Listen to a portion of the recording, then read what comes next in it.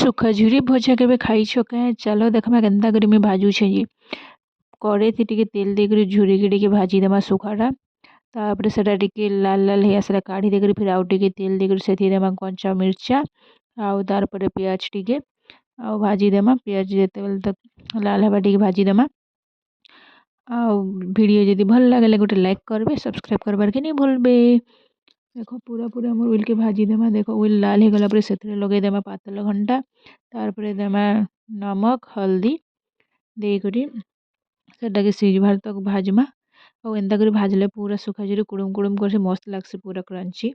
देखो आम नून हल्दी देकरी देखो आम सब टमाटो तो सिझी गला न। तार परे ऐड करमा आमर सुखा भाजला झुरी के। तार परे मिक्स करमा।